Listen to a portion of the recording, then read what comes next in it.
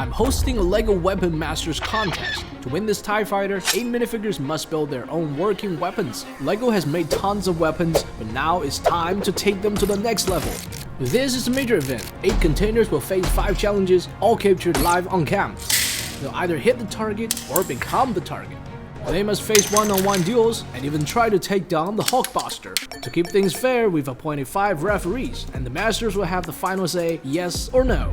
So, who are they? The first ref is a Jedi Master. His lightsaber skills are unmatched. He could slice an AT-ST in half like a hot knife through butter. He is Luke Skywalker. And the second ref is Luke's dad. He simply doesn't want his old man to be alone at home. The third referee is a professional assassin, but he prefers to keep a low profile. His house is cozy and tidy with beautiful decorations. His wardrobe is perfectly organized, but when necessary, it turns to a wall of weapons. He is the weapon. He is John Wick. The next ref has flawless combat skills, and probably the best among the minifigures, because with the help of my mechanisms, he is able to catch the returning shield. He is Captain America. The last referee is a tech genius. He understands everything, including LEGO engineering. His suit is fully equipped with hidden missiles deployed at the flick of a finger. He is Iron Man. Okay, before the referees arrive, the containers must build their own weapons. Let the challenge begin. The first container is Rocket. He chooses to build his weapon out of wood.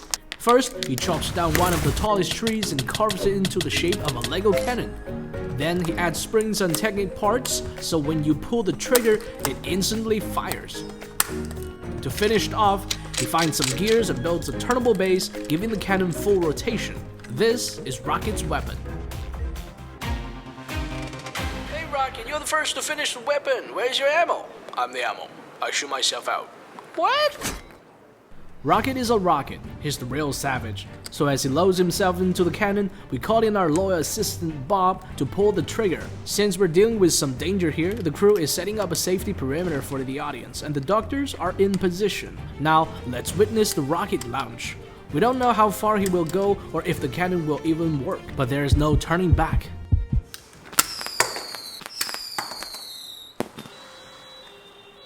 Rocket is really a tough guy. The second container is Mr. Pizza, and his weapon shoots pizzas. To launch those flat, round slices, he needs a way to climb and toss them one by one. So he builds this. 2 gears squeezed by a rubber band, simple but effective. Once assembled, the pizza gun can hold up to 7 pizzas at a time. We heard you're using real pizzas as ammo? Absolutely. You know, our audience is getting really hungry for some free pizza. So instead of wasting them, we're gonna launch a few into the crowd.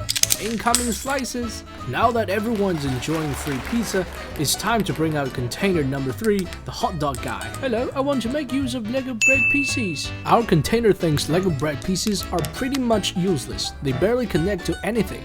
So he turns them into ammo. This is my weapon, the bread pistol. It shoots LEGO breadsticks. To ensure continuous shooting, I used LEGO shock absorbers to make the firing pin spring back to its starting position. After loading the bread pieces into cartridge, we're ready to test its firing power with the Der Burger, just like in the games. Okay, very smooth. Next up, we have our 4th container, Banana Guy. Are you planning to use bananas as ammo? No, I've got something else, the yellow rubber bands. He chooses the classic rubber bands that are lightweight and perfect for high-speed shots. His banana gun is basically a pay-to-win item. It even comes with Banana Guy himself as the gun charm and a peeled banana as his melee weapon. You load the rubber bands by stretching them onto the lever and rotating it. Time to test it out. The high speed makes it surprisingly handy, even though the trajectory is a bit drifty.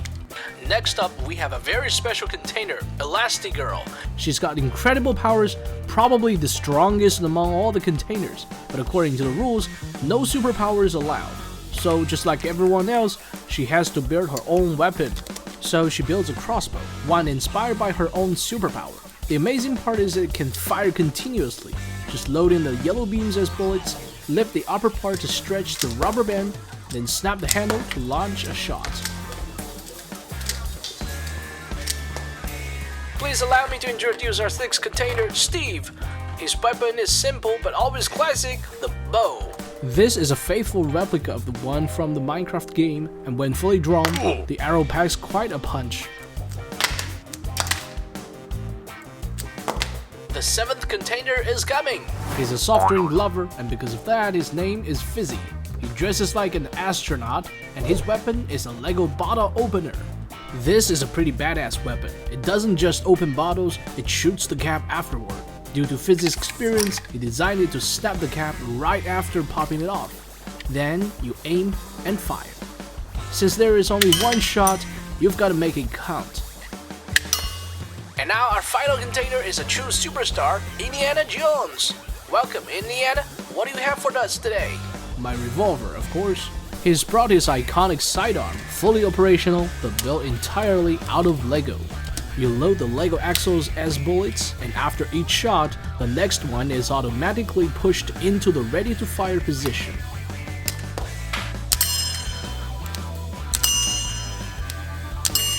Now that all containers have finished their weapons, the contest will begin once the referees arrive. But not everyone was invited. The Green Goblin is furious. He is about to crash the party. He brings his own weapons. The pumpkin droid pack. Pull it open from both sides and it transforms into 2 droids. One arm with a laser cannon, the other with machine guns. He also brings a pumpkin bomb launcher. It's a one-handed device, and with each click, it knocks out a bomb. And that's not all. He's also carrying a pumpkin grenade. Its explosion triggers the moment you let go of the lever. And these weapons bring everyone in a panic till someone shows up. The Spider-Man. The Green Goblin must be stopped. He rushes into the chaos with his weapon, the web shooter. He aims at the panel behind the Goblin, holds it down, and crushes the villain. The crisis is over. With all referees in position, the contest starts now. This is the first challenge for the Contenders. Collect sand from Sandman and place it in the box. The goal is to pour it down by shooting at this structure. If you fail, you will be buried under the sand. The first challenger is Fizzy. He's very nervous now because there's only one shot. Will he make it? Direct hit. He just turned the pressure for the next contender, Banana Guy. What happened? He missed the target. He is sent under the box. Next up is Hot Dog Guy with the bread pistol. One shot only. So close, but the sand doesn't fall. He must take Banana Guy's place. Good luck. Indiana is up next. Will he hit the target? Direct hit, but he shot the container. Are you okay? Oh dear Indy, you weren't paying attention to the rules. Indiana is now facing the threat of Elastigirl. Will she make it? Let's find out. Direct hit. The sand falls right onto Indiana, but he's fine. Just another day in his life. Next up is Mr. Pizza. He's nowhere near a professional shooter and completely misses the target. So Indiana is free to go with a complimentary pizza. Mr. Pizza now has to face the only archer on the team, Steve. Fire. Wait, it looks like he hit the axle, not the yellow plate. Does that count? It's up to the referees.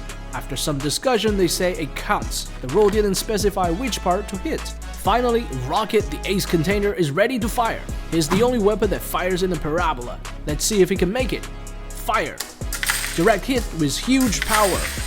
And that wraps up the first round. The referees have announced the winners, and they are Fizzy, Elastigirl, Steve, and Rocket. The second round is called the Domino Standoff. It's a one-on-one duel testing reflexes and speed. The match begins now. First up, Steve versus Elastigirl. 2, 1. Steve hits the target and sends dominoes towards Elastigirl, but she misses her shot. Steve wins. 3, 2, 1. Fizzy is faster. Also, a bottle cap is way more powerful than a rubber band. Fizzy wins. Next up, Hot Dog Guy versus 3, Indiana. 2, 1. Indiana makes a clean shot, while Hot Dog Guy's weapon malfunctions. Indiana wins. The final pair is Rocket and Mr. Pizza. 1. Rocket knocks down all the dominoes, a total landslide win. This concludes round 2, and the referees have announced the winners: Steve, Indiana, Fizzy, and Rocket. We are heading into round 3. The goal is to shoot through a portal that keeps opening and closing. Each player gets up to 3 shots. First up is Steve. Let's see if he can make it through. Unfortunately, Steve is out this round. Next, we have Rocket. Rock also failed. It's harder than it seems to be. Will the next container make it? Fizzy did it with just 1 shot. Next is Banana Guy. He's gonna fire multiple times. but he missed all 3 shots. Hot Dog Guy takes his shot. He fires 3 times and lands 1 through the portal.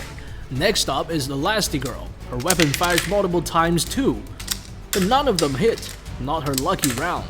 Mr. Pizza hasn't scored yet. Can he turn it around? Bravo! He finally makes it through a round. Finally, Indiana steps up. He misses the first shot, but he nails the next 2. Meanwhile, on the other side of the portal, Sorcerer 1 is getting hit by the bullets. But anyway, he enjoys the free food. At the end of round 3, the referees have picked the winners: Fizzy, Hot Dog Guy, Mr. Pizza, and Indiana. Round 4 is here. It's the ultimate power test. The rule is simple: 1 shot to take down the Hulkbuster. It's almost mission impossible for the Contenders. Even with Iron Man powering down all the systems, their bullets are just too weak to bring it down. The last hope rests on our final contender, Steve. Finally, he brings down the Hulkbuster, making him the only winner of round 4. However, since Steve and Fizzy are tied with 3 points each, we're bringing in the final round, the ultimate robustness test by guillotine. As always, we're using our loyal assistant Bob to test the prop.